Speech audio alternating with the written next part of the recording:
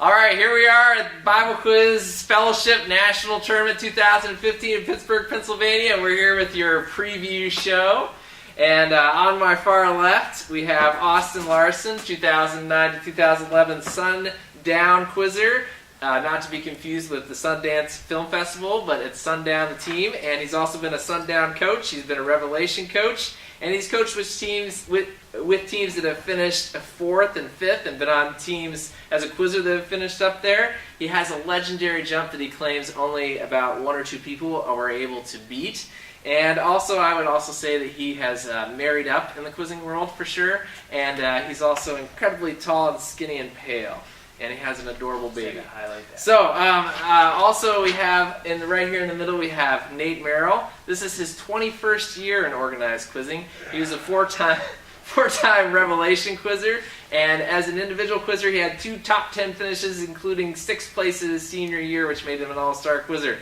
Yeah, he had all of his teams that he was on finished in the top 5 while he was in high school. So that's 4 years of that. He coached Revelation once, and 5-time coach of Sundown, took Sundown to 5th place finishes twice in 2008 and 2013. And Nate is also the creator of basically any internet quizzing meme that you can find.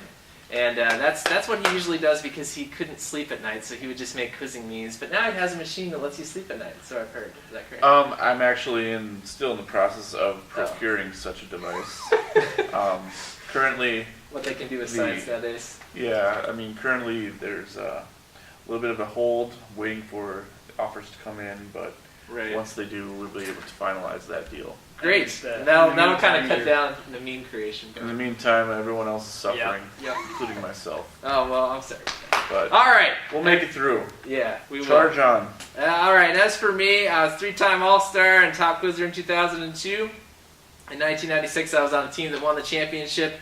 Averaged 45 points on that team, and that makes me pretty old. I coached Bronze Walls team Blizzard from 2007 to 2009 with an average placing of 11th place in that time period, and Quizmaster the championship last year. And the insulting thing that I came up to say about myself is that every girl I've ever dated has broken my heart except Bible quizzing. So that's why I'm here today. Amen. All right, so let's amen. All right, let's begin with predictions. That's why I got one from Bible. That was such a good call. Why didn't you think of that? Why didn't I think of that? Anyway. And I'm still, looking for... We're looking to show there, guys. Oh yeah, our producer says it's time to get started. So let's talk about predictions. Predictions for some of tomorrow's top quizzes. And I'm going to start us off talking about a quiz that's going to take place in Site 7. It's going to be the 6th quiz of the day. And that quiz is going to feature Tongues of Fire, Riven, and Messengers. Tongue of Fire is the third team from Summit. Riven, top team from Summit, and Messengers, the top team from Midland. Riven and Messengers were both in championship quiz last year, and so this should be an excellent quiz. See, my prediction for this quiz is simple: Riven, Riven, Riven. Let me tell you again, Riven. I could very well foresee Riven going undefeated in the first couple days of this tournament. I'm not guaranteeing that's going to happen, but you look at their lineup, and if I were a coach, I would probably try to see if I can get my assistant to take that quiz, because it's just going to be painful to play them in a quiz. Although they're incredibly nice people, and they're incredibly great people, it's just a talented team. So, Riven, how about you guys? Well, as much as I'd like to disagree with your very bold statement there, I would have to say that I would tend to agree with your assessment of Riven's ability. They seem to be a pretty tough team from top to bottom. I believe they've got 3 or 4 quizzers on that team that have memorized the entire book of Acts set this year, which is over 1,000 verses. So if you got that kind of firepower going in to a quiz, I think you have a great chance of winning a lot of jumps because your timing is that much. That's a huge advantage. Yes. That's a huge advantage. I definitely think so. I do think Tongues of Fire will give them a run for their money, if that is we were playing for. And money. Messengers is always underrated. They do well in this quizzes. How about you, Austin? Well, I'm going to have to be the one to disagree a little bit here. Well, I think it's probably most likely that they'll take it. Just seeing who's on Tongues of Fire this year, I think that's a stronger Summit 3 team than we've had in a long time. We've got Enoch Phillips, Benjamin Amos, Nathan Aubrey, Abby Gunkel, and several others who are really going to contribute to that team, and all of them are very very fast jumpers.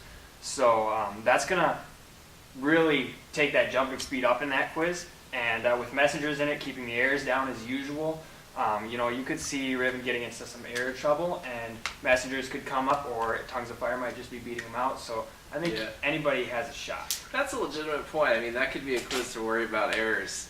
And I think it would be a legitimate point if it wasn't Riven. If it wasn't Riven! Just look at their team! That's all I'm saying. All right, let's move on to prediction 2. Nate, you're first to talk about this one. All right. Well, for this prediction, I was able to take a look at some of the different schedules, lists of quizzes we have. We decided to go with the quiz on Site 3, quiz number 4 on Thursday, and that involves messengers, sundown, and walking. And in this quiz, it's really a difficult one to call because a lot of us don't really know a whole lot about the New York teams. We like to get as much information as we can in the leading up to our great show that we're doing here. But it is great. We just aren't able to get all the information at the proper time from the proper channels, and we just really don't know what to expect from this walking team. Yeah, if some of our contacts would have come through, we would have been able to. They're probably find out busy more. doing push-ups or something. I mean, Or like dating. Too busy to draft. Oh yeah, that's a good point. I mean, that really does cut into your time, I think. Yeah. Who do you see in this quiz? Okay, Who do you see in this sorry. quiz? Moving on, we want to move away from bashing other quizzer friends of ours. It's a really tough call because I would like to think that the idea with Sundown, I've heard of this team a number of years ago.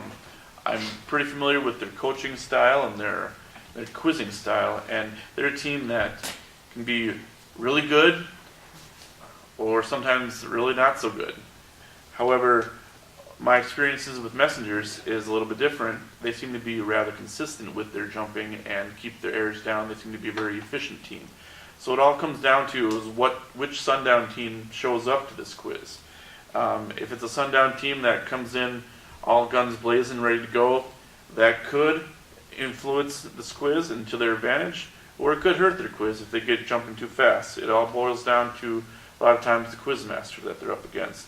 But I would say in this quiz, again, I would have to say we're going to have a very tight quiz. I'm going to have to go with Sundown with taking the quiz, and Messengers with a very close second, with Walking coming in third. Yeah, that's a good analysis. I'm not going to lie. Right now I'm wearing a shirt with Sundown on it here, and I've got an orange shirt underneath, and my orange watch, and my orange socks, and my orange underwear. But Prove it!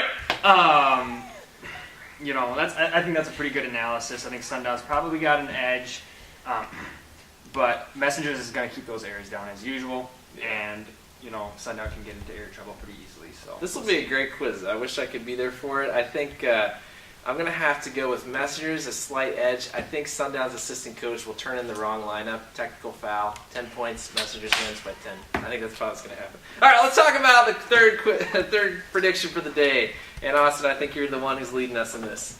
Well, this will be an interesting quiz for sure because you've got two teams in the mix that I think are probably going to do better than people were expecting them to. You've got Rise, Revelation, Tongues of Fire, and with Rise and Tongues of Fire.